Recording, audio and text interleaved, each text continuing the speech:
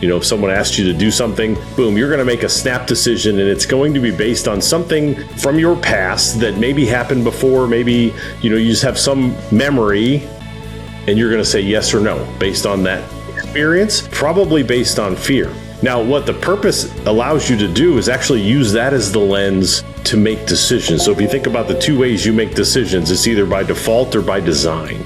And by default is when, hey, I let my subconscious make the quick decision for me. It's the gator brain, boom, had a bad experience with that 30 years ago. I'm not going to actually remember the story, but my brain goes, nope, don't do it. And so I make a decision based on fear. But by design, if you can understand what your purpose is, and then say, wait a second, this opportunity or this situation may cause some fear, but if I look through the lens of my purpose, should I move forward? And so it kind of gives you that new direction or a new way to leverage your purpose to make decisions.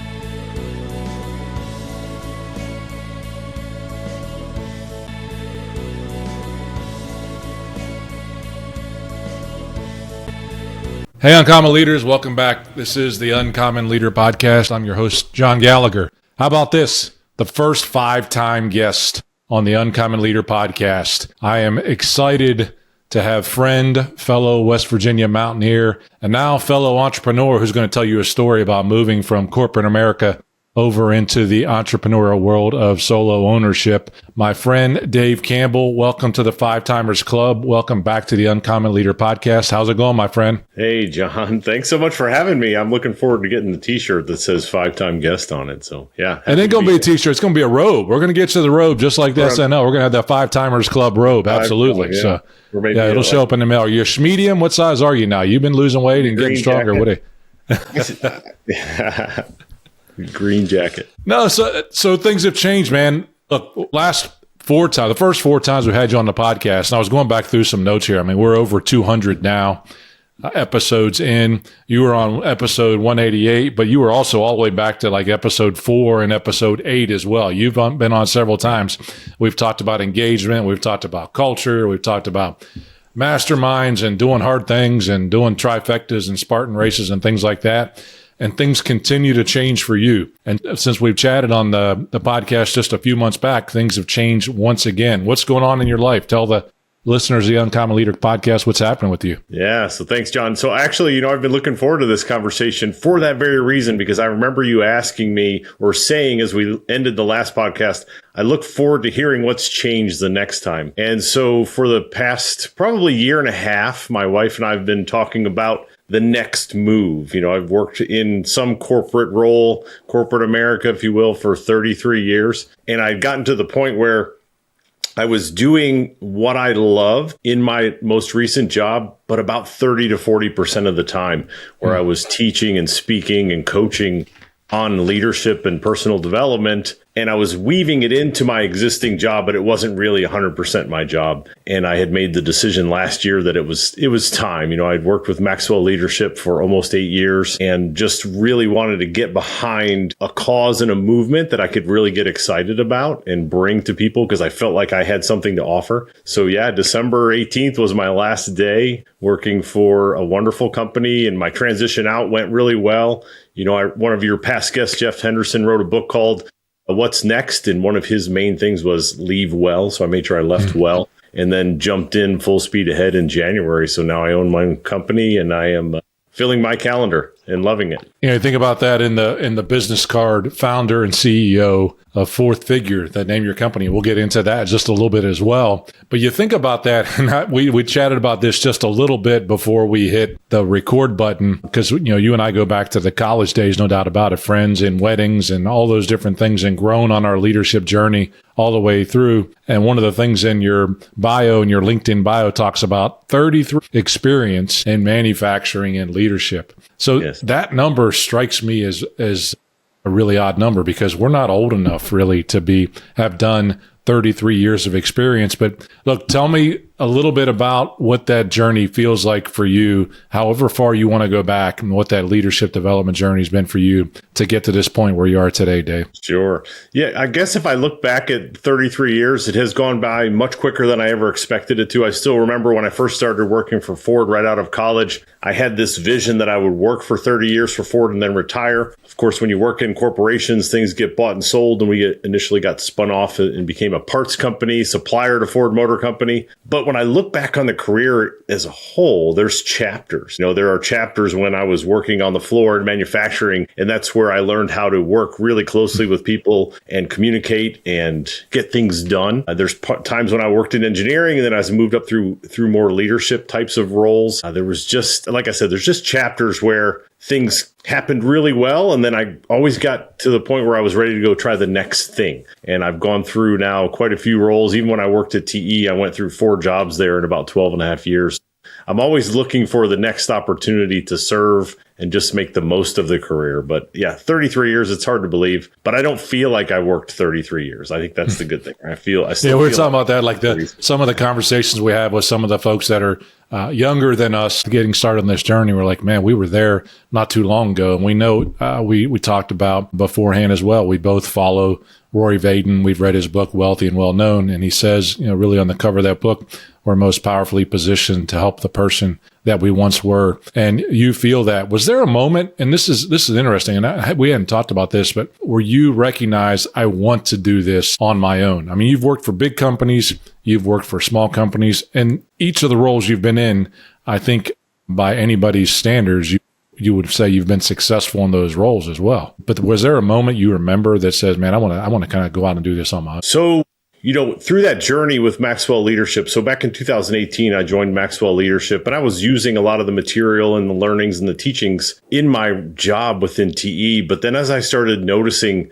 the potential impact to industry that was there, because one of the main things that I was focusing on, one was leadership development and getting engagement of leaders. But really, it came down to creating what you noticed on my website is that virtuous cycle of continuous improvement. And it's not just process improvement. It's really improvement of the people, or you as a person, your personal improvement journey. And I started seeing that potential. And the model that I was looking at really was foundationally based on leadership and then the personal growth, but then employee engagement based on your engagement as a leader. And when you look at the statistics, I just started seeing the impact that I could have and thought, you know what, I can do this inside one company, but how wonderful would it be to go out and see how much impact I could really have out in a bigger industry? Because if you look at the latest Gallup poll, it says 31% of employees are engaged. That's not 31% of employees are disengaged. It's 31% of employees are engaged.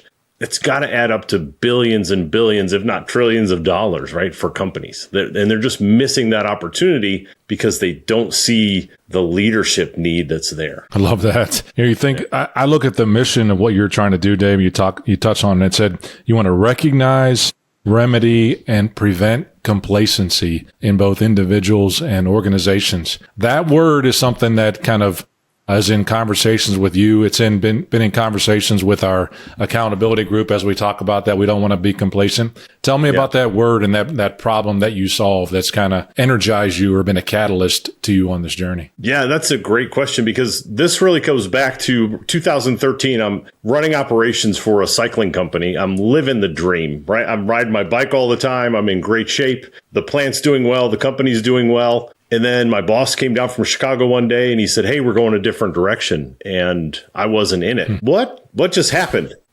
7 years with the company and now I don't work there anymore. So I spent a lot of time, probably years, being angry about that situation. I thought for a long time that my message was going to be my hard luck story. How could they do this to me? I lost my job. I came back. I built my way back. I found another job. I worked on my personal development. I became a better leader. And I thought that was my story for years. And then as I started to reflect more and more, I realized that, and this was tough. Believe me, this was a tough pill to swallow. But I finally realized that it was really my own doing. I had let complacency sneak into my life and my career. We were doing great. Well, let me rephrase that. We were doing good. And we were doing good enough. We were making our margins. We were shipping the right parts. And I got comfortable. And it took me years to get to the point where I could actually reflect on that and say, you know what? You have no one to blame but yourself. Now, what are you going to do about it? So as I've built this model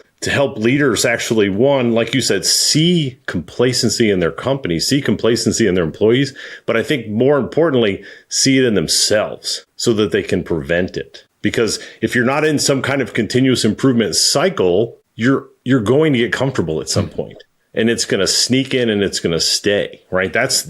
And you have to be able to see the complacency. You have to be able to catch it before it actually turns into a problem. And that's what I work on. I think that's what I bring to the table now, is that I actually did it. I would have never admitted it for a long time. It took me a long time to be able to say I was the problem. But now I realize that I can bring that to the table and say, hey, you know what? How many times do you catch yourself going, hey, we're doing pretty good? And maybe that's not good enough, right? Yeah, that's the tough. Look, I think about this from a personal standpoint. And again, the impact that I know that you want to have with the individuals that you work with, and how many people aren't aware that they really are. Settling might be too strong of a word, but certainly rationalizing that things are good enough, and not being able to live out, and we're going to talk about this, their purpose that they were called to do for the sake of things are good enough, and there's a comfort. Look, I fought the same before I got started in this world 5 years ago. There was a comfort to a regular salary that was very important and made it difficult to make that change. And I'm sure you went through some of that. Again, when you do well in your space, you get recognized for that. You get more opportunities. Generally, that makes things pretty good from a compensation standpoint. So, how did you overcome that from a comfort standpoint, thinking about that to go out on your own? That's a great question. So I don't know if you ever get over the discomfort. You have to realize that when you find that point of discomfort, that's the time to move forward. And I don't want to call it a trap, because so many of us have worked in corporate jobs, and I'm very blessed to have worked as many years as I did in corporate roles, and I really enjoyed it. I learned so much. So I owe a lot to my experience from these companies. But you do get caught up in the fact that, hey, you're making pretty good money. You've got pretty good benefits, but then it stops there, right? You go, wait a second. Is there a bigger room somewhere? Is there a bigger place? What else is out there? Is this where I'm supposed to hit my plateau? And as I've gotten out into the entrepreneurial world and I see what's going on, you start to really open your eyes and go, wait a second, there is so much more out here. Not even just so much from an income standpoint, but from a personal fulfillment standpoint, getting out on your own and getting uncomfortable is probably one of the best things that you can do. And I think working in a corporate role for so many years, it brought me a lot of benefit. Don't get me wrong. But being willing to step out and go, okay, this is going to get really uncomfortable. Let's just do it. Right? Because, hey, one of the things I found that holds a lot of us, and I'm not throwing stones, it held us in place for a long time, especially as the kids were growing up, health insurance. Yeah. Well, if you leave a company, then you got to get health insurance. Okay. And I'm not downplaying it, because that's what kept me in place for a long time. But then you say, well, okay, well, what if I make enough money to pay for my health insurance? Right? Is that really what's holding me here? Why am I settling for a pretty good salary and health insurance? Is that really what I want to define me? Right? And so I'm going to guess that you face that. You face that with people then too. So not just with people that you work with, but people outside in your sphere of influence saying, dude, are you crazy? Like, what are you doing? I mean, how do you have those conversations, right? I mean, I get that. Like, why would you leave something like that? How do you answer that question? Well, delicately, probably, because I don't want to offend anybody. Look, this was our choice to do this, but it's a conversation that I first had to have with myself and with my wife, right? That, hey, are we willing to give up these things so that we can have more? If you want to move up, you have to give something up, right? You have to sacrifice something. All sacrifice. So, I read the audience when I'm talking to somebody about it, because, for a lot of folks, it is okay. And there's nothing wrong with staying in a role with a company. Companies are helping a lot of people. So I don't want to ever dismiss that. But if there's somebody that's trying to figure out what the next step is, or is there more, my encouragement to them is to start looking into what is outside of that what's become normal as far as corporate roles, right? Yeah. Just, start asking around and question what you think you believe, right? Or what you've been told. Be willing to at least question it. It may be that you stay where you are. I don't know. And that's okay. But it may be that there's something much, much bigger for you. What have you found that's interesting? You said Or maybe there's something much, much bigger. What was some of the unsolicited advice you may have received that you had to set aside as you went through this analysis? And it could have been years of analysis for you, but unsolicited advice that you got. You don't have to throw anybody under the bus necessarily, but I won't, and I'll answer it pretty vaguely, honestly, because the unsolicited advice comes in volumes. I think it's become such a habit for people they hear part of your story, and then it just all of a sudden becomes down to, oh, here's what you should do, without even understanding how long I've been researching this, or, what my wife and I have been talking about, or what my bigger plans are, or how long I've been researching and working with Maxwell Leadership, for example. But the unsolicited advice, I get to the point now where I smile and try to be gracious. I probably a few years ago, I would have gotten defensive, and now I just, it's just part of people's habits, right? It's what in and of itself, that's a great personal development point, is that you become aware of it now, you smile about it, and you kind of let it go versus giving it the energy that others would want to be giving you. What have you found in the few months in that world from a discipline standpoint, from a habit standpoint? What have you missed the most from corporate America kind of thing? And then maybe, what do you actually enjoy from being an entrepreneur standpoint? There's probably a couple sides of that. Well, I think if you look at what I missed the most from the company, the last company I worked for was, almost 80,000 employees. And I was privileged and blessed to be able to travel the world and make some amazing friends, right? So, and I was in contact with them all the time. So that's probably the one thing I miss. But luckily I did, we have LinkedIn. So I connected with 2,000 plus employees there on LinkedIn. So, I still post and hear back from people. Oh, that's great. But other than that, I did enjoy the challenge sometimes. But like I said earlier, I was doing what I really wanted to do and loved doing, which was impacting others and helping them become aware of their level of influence and potential. I was doing that 30 to 40% of the time and just wanted to get to a point where I could do that all the time. So now that I'm out and doing this on my own, the days, I don't know, even Susan said, hey, you just seem so much happier, right? Because I feel like I own my time again. That first Sunday evening where I didn't not like Monday mornings, but you start thinking about, oh gosh, here are all the things I have to get done this week. And so Sunday nights could get stressful, right? And now Sunday nights are not stressful. Now I still have to deliver. Well, I'm still out here building a business, but it's all on me, right? My boss is me. And, I think you saw my post on LinkedIn this morning, right? Where's me looking in the mirror, right? And that's in the mirror, right? Yeah. We need to spend a lot of time there as leaders, right? We need to look at ourselves and question how we're behaving. And are we staying consistent? Are we staying disciplined? Are we doing what we said we were going to do? Right. Ooh, that self-assessment that goes on, and we get plenty of time for that. I think in that space, like the Sunday nights, that's a great observation in terms of how that feels different in the world that we are now. There is a freedom, but there's a responsibility that comes with that freedom that goes along with it, because it's all on our shoulders now. We're the ones that got to work at it from a business development standpoint. You've mentioned this a couple of times. You're like 30 to 40% of your time, you were doing what you felt, my word, kind of in the zone in terms of your work that you love to do.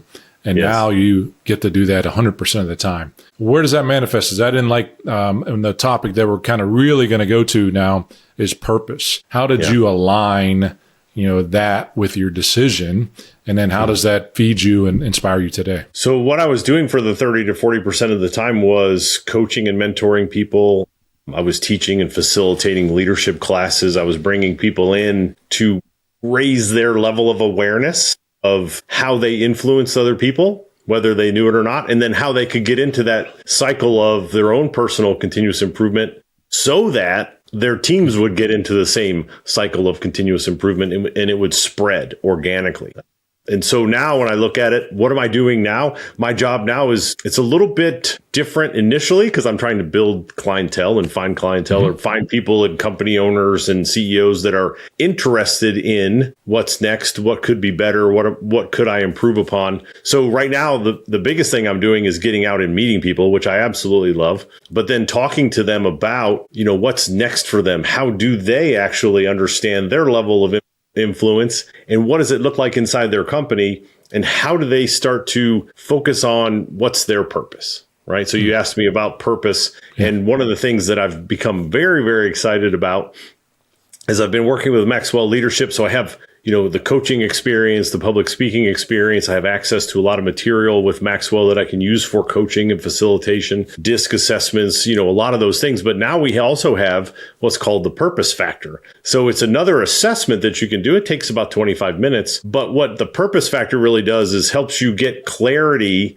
on what fulfills you most. And if you think about the definition of purpose, it's to be able to offer the best of what you have in the service of others. And so if you want to put it into, a quick analogy, if you think about the way we make decisions as humans, unfortunately, for most of us, and myself included, we make decisions based on fear. And most of the time it's unconscious. If someone asks you to do something, boom, you're going to make a snap decision, and it's going to be based on something from your past that maybe happened before. Maybe, you just have some memory, and you're going to say yes or no based on that experience, probably based on fear. Now, what the purpose allows you to do is actually use that as the lens to make decisions. So if you think about the two ways you make decisions, it's either by default or by design. And by default is when, hey, I let my subconscious make the quick decision for me. It's the gator brain. Boom. Had a bad experience with that 30 years ago. I'm not going to actually remember the story, but my brain goes, nope, don't do it. And so I make a decision based on fear. But by design, if you can understand what your purpose is, and then say, wait a second, this opportunity or this situation may cause some fear, but if I look through the lens of my purpose, should I move forward? And so it kind of gives you that new direction or a new way to leverage your purpose to make decisions, so I love that in terms of using the lens too, is that, what lens you can look at it. If you understand what your purpose is. I've done that purpose factor assessment. I would encourage those who are kind of listening in to contact Dave about potentially doing that, because I was, got through it. I was like, whoa, this is like kind of nailed it right on the head with regards to how I think and how I want to add value with what's happening. So I think the tool is pretty accurate, no doubt about it. And then when you can take that and apply that to the work that you're doing, and if you're able to work in that zone of purpose, you're really talking about, you get a strength in something that's usually going to lie in your purpose. You're going to be able to teach that. You're going to be able to inspire others. And the point of what you were talking about on your website, maximizing impact and helping others realize what their potential is, including what their purpose is, so that they can work in an area that carries out their purpose, their reason for being, if you will. I think that's really cool. Yeah. You've done this already with several folks. You've gone through we'll call it the training with the Maxwell Leadership Group. Has there been an aha moment for you in your own personal assessment on the purpose side, or maybe someone that you've worked with, you're like, whoa, I can't believe it went that well, so to speak? I think for me, the purpose factor assessment for me when I took it, because we just found out we were going to be able to start doing this in December, and then I signed up for it as soon as I could in January. It was reassuring for me. It really helped affirm some of the things that I thought when I started looking at, hey, am I ready to go out on my own and work with others to inspire them around a cause, right? And create memorable experiences. And that's exactly what I'm supposed to be doing. And that's what I enjoy the most. It's what fulfills me. And I think I can do that in the service of others. So for me, it was very reassuring. Now, I've had quite a few people take the assessment, and I'm working through and scheduling the conversations, but I've had some really amazing conversations with people so far where they just look through it. It's not dissimilar from DISC in the point that you learn a lot about yourself that you probably already knew, but it puts it into words for you. Right now, it's different than DISC, because DISC is really about your default communication styles. This is really about what fulfills you and how do you use that in the service of others. But for the folks that I have had the opportunity to speak with, it's been eye-opening for them and encouraging for them. I think some folks are going to find it helps them make that decision to take the next step, maybe be willing to move outside of their comfort zone, which would be, I think, really fulfilling for me, just to see some people go, okay, I did this assessment, I did some coaching with Dave, and then I made the move, and it was the best decision I ever made. So that's what I'm really looking for. Hey, Uncommon Leaders. Hope you're enjoying the episode so far. I believe in doing business with people you like and trust, and not just a company name. That's why a strong personal brand is essential, whether you're an entrepreneur or a leader within a company. Brand Builders Group, the folks who have been helping me refine my own personal brand, are offering a free consultation call with one of their expert brand strategists. They'll help you identify your uniqueness, craft a compelling story, and develop a step-by-step plan to elevate your impact. So head on over to coachjohngallagher.com/BBG, as in Brand Builders Group, to schedule your free call and take the first step toward building a personal brand that gets you noticed for all the right reasons. That's coachjohngallagher.com/BBG. Now, let's get back to the episode. You wonder, this would be an unfair question, but you go back to your experience at the small manufacturer that you were with, and how you mentioned that what you really eventually realized was that you were complacent. With a tool like this Purpose Factor, how much better, if you will, or how much faster could you have gotten there inside of that space? What would you tell that David Campbell back then about the Purpose Factor?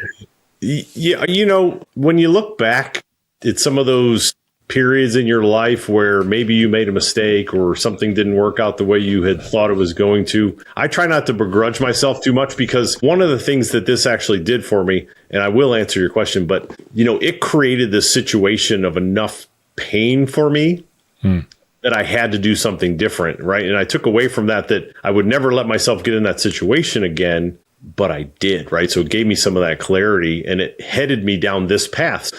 If I could go back and talk to myself from the 2013, I'd certainly want to shake myself and go, hey, look, you're heading down the wrong path. We have a minister that says you got every mile of road has got 2 miles of ditch, and you're starting to drift off, right? You got twice the opportunity. I know, right? And, I don't know if I was ready to hear it then. You would like to think if someone was able to go back and say, hey, you know what, you might be heading off into the ditch over here. I probably wasn't mature enough at that point to see it. And I feel like one of the things that, the trauma that we go through and the tough times that we go through are not the blessing themselves, but the lesson that we can take from those is the blessing, right? So I went through that experience for a reason. I couldn't see the reason at the time, but it really set me up with it got me to the point where I said, I need to do some personal development and get out of this, spiral. But it also put me in a situation where now I can go have a bigger impact and hopefully catch people soon enough so that they can see the complacency before it creeps in.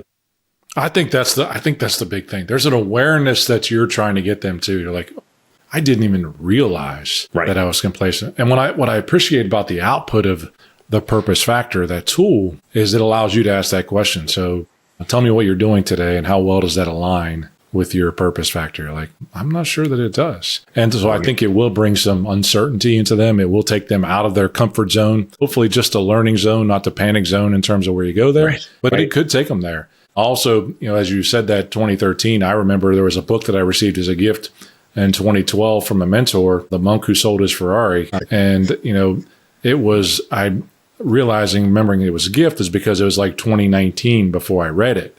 I had it about 7 years, and one of the very first quotes inside of that book said, when the student is ready, the teacher will arrive. And you touched on it. Like, you may not have been ready to hear that story quite back then. And sometimes, hopefully, we realize that before it's too late on our journey. I think, you've got the sweet spot in terms of what's happening. You and Susan are realizing and recognizing. Certainly, things have changed since we last talked. You're also a grandfather now, which is a little bit different since the last time we chatted. A lot different in terms of putting that beside your name as well, that moniker, that title, which is really cool. But how has that impacted you and what you're doing right now as well? Well, I'll tell you this, John, being a grandparent is better than they said it was. I always heard, being a grandparent's the best. And I wasn't letting that sink in. And now I see it. Seeing your children actually take care of children, to me, has been an amazing experience. I will tell you that also now that Susan and I are both on entrepreneurial journeys, it's even that much better because we can travel whenever we need to. And, Susan's trying to plan between visiting our family in Alabama and Texas. Both of our grandchildren are spread out, and one's in Alabama and one's in Texas. And, just having that ability to say on a Sunday evening, you know what, I think I'm going to go to Texas on Tuesday. Okay. All right. Yeah. It's like done. And Susan's in Texas. So there you go. Yeah. You talked about the virtual cycle of personal development.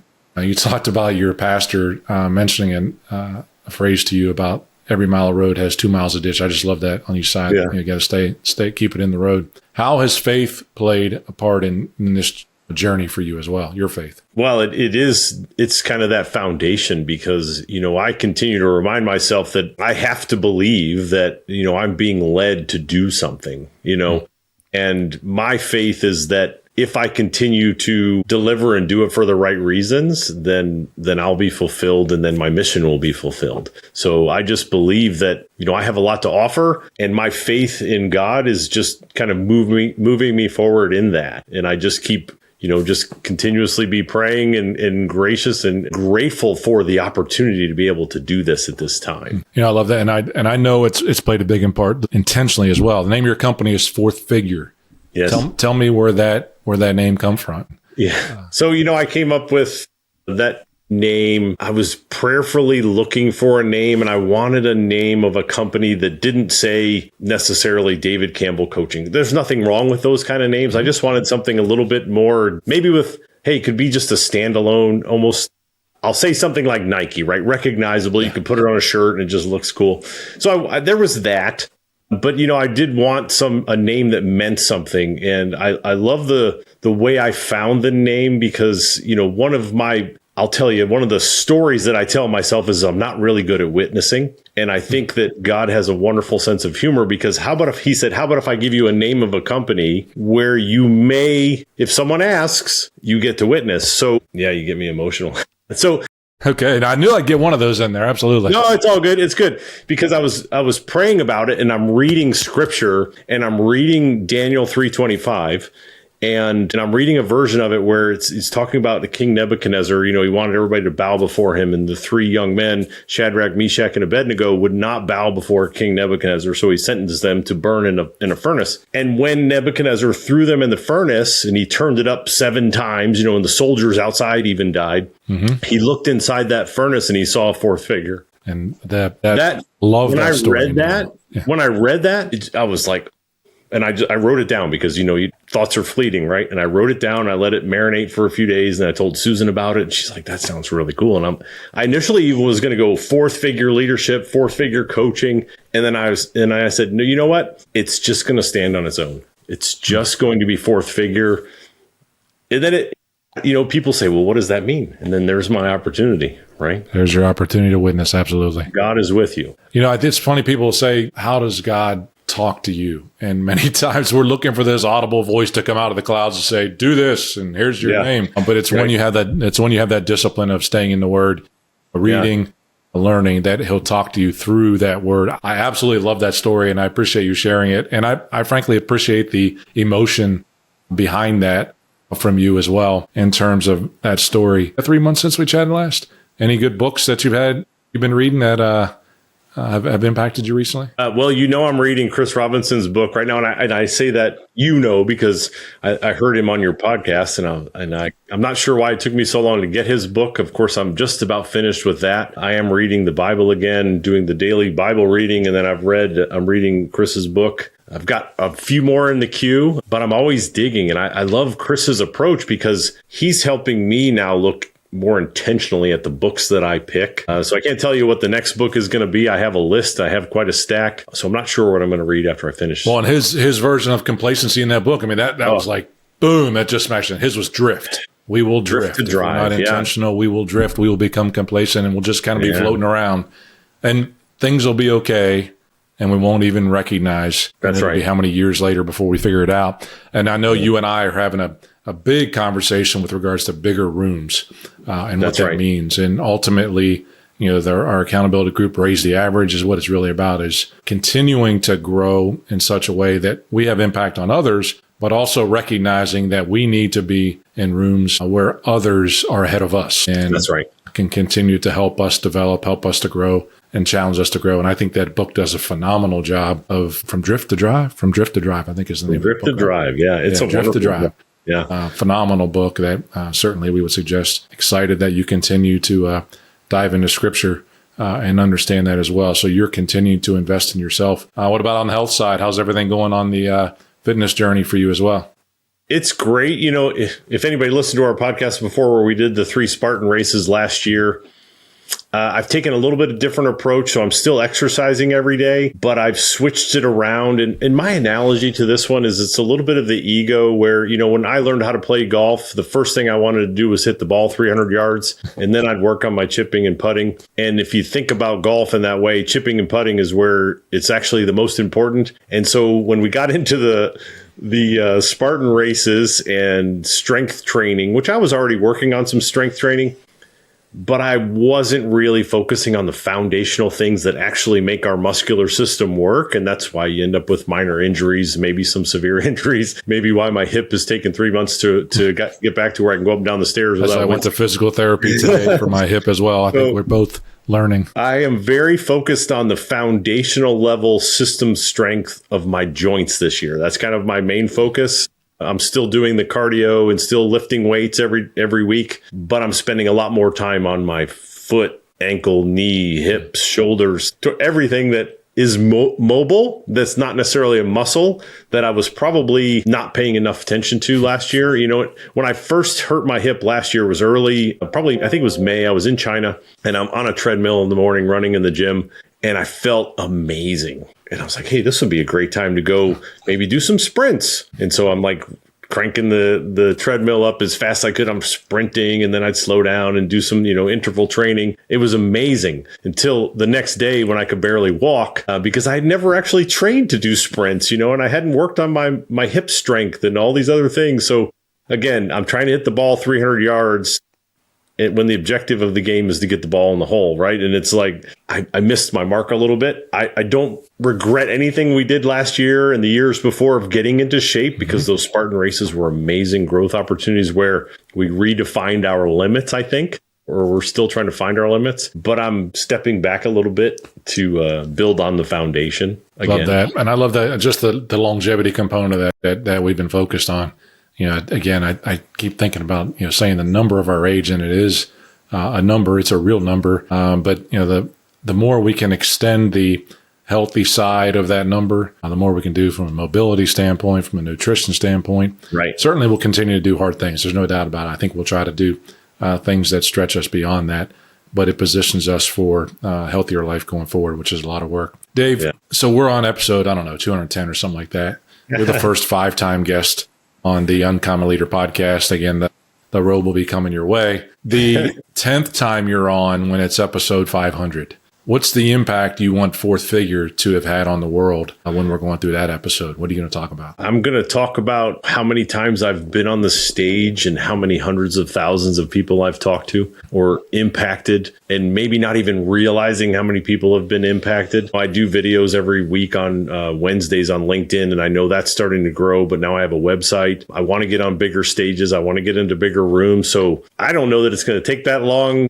to get to your 500th episode. When is that projected? But, I want to hear. If we're doing, at 50 a year or so. Again, I think we've been talking about maybe adding an episode to it. So it might be just a couple years from now in terms of 500. You'll have to see. So 2, 3. But I think if it's on the current trend, we're talking about, 4 or 5 years out. Absolutely. Okay. Yeah. So, I want to hear that I've impacted hundreds of thousands of lives, right? And I don't mean that from an ego standpoint. Yeah. I want people to on their own come to that conclusion that there was so much more, and maybe they heard something I said, or they heard something that I said to somebody else and then they said it. So, right, that impact doesn't have to be directly from me. I'm impacting, you're impacting people. This podcast is impacting people. And so you and I aren't going to actually know how many people we impact, but just being aware that every time we interact with someone or someone sees us do something that has the potential to influence their behavior, just knowing that that's expanding and growing exponentially. So hundreds of thousands of people. And there we go. And I love the discussion of that on impact. You're not talking about how big your company is going to be. You're going to be 20 employees or something like that. It's going to be about the impact of people. For me, that's the greatest story ever told. That, again, when people say, this guy, Campbell, he had a positive impact on my life. That's the greatest story ever told. You may not even know some of the people that are already saying that, Dave, and the impact that you've had. We tease, we laugh a little bit. Dave and I met back in the late 80s, back in college. And before we hit the record button here, we talked about that time and how I was just listening to Garth Brooks radio. This is the guy that introduced me to country music. I was like, what the heck is this country music thing? And then he introduced me to Susie Boggess and Trisha Yearwood and Garth Brooks and Dwight Yoakam and all these others. And he even had me buying a pair of cowboy boots before I graduated from college that I never would have thought of. And that's just small impact, but the impact you've had on me as a friend and as a leader in terms of your growth and growing there has been even more as well. And I know you'd be on that list, and I know you're going to have an impact with the work that you're doing. How do you want people to get in touch with you and continue to learn more about what you're going to be doing? Yeah, so certainly, you can always reach out on email. It's just David@fourthfigure, and that's the number 4th. So fourthfigure.com. I have my website, fourthfigure.com. Certainly connect with me on LinkedIn would be fabulous.